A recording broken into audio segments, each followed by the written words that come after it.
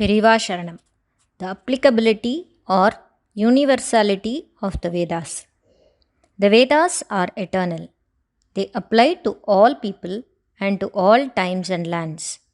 They have a universal appeal. The Vedas are applicable to all regions, not only in India, but also the world over. Some people raise a question if the Vedas and Upanishads are applicable to the Tamil people and Tamil Nadu, and whether the principles enshrined in the Vedas had been accepted as tradition by the early Tamil people. History reveals the fact that the ancient Tamil kings have performed many yagas or yajnas as prescribed in the Vedas with the help and guidance of the sannyasis and learned pandits and priests. They developed and patronized the Hindu religion based on the Vedas, the Vedic Hindu religion. There was a king in the Sangam age with the name Palyagasalai Mudukudumi Peruvazhudi. In the later ages also, the Tamil kings made grants of tax-free land for the learned scholars in the Vedas. We come to know about these grants from the stone inscriptions made by the Tamil rulers. Many villages were given as grants for the preservation and propagation of the four Vedas in those times. The villages having the name Chaturvedi Mangalam are spread in different regions in the Tamil-speaking country. If a new thing comes to a country from outside, the local language of the place does not have a name to denote it. So, the names given to them in the country of their origin is normally adopted by the local language and are used with ease.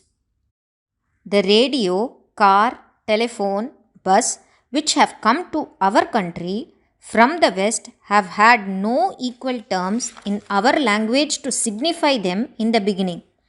Though we have coined new names for them in the Tamil language in recent years, still their foreign names are used with more ease and confidence. In practice, we use their English names quite easily.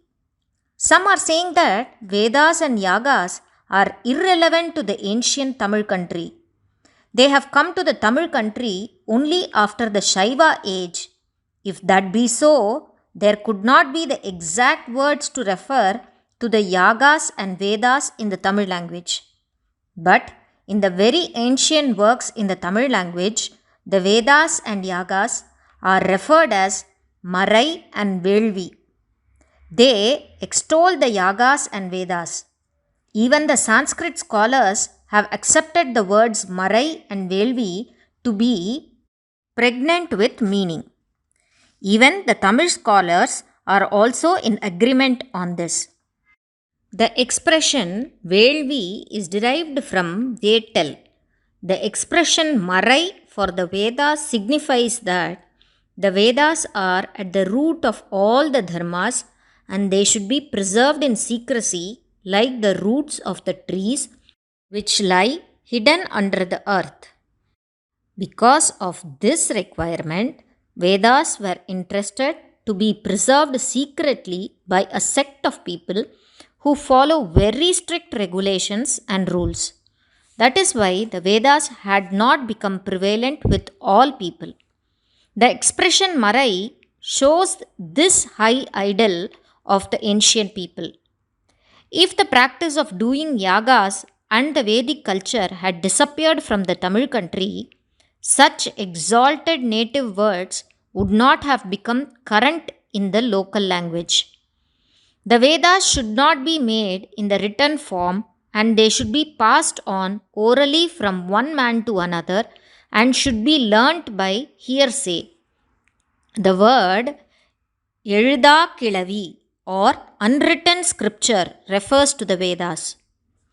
In Sanskrit, the Vedas are called as Shrutis, but there is no word in Sanskrit which will describe the Vedas so clearly like the expression Marai. Therefore, the conception that the Vedas and Yagas do not relate to the ancient Tamil country is definitely a misnomer. Periyava Sharanam.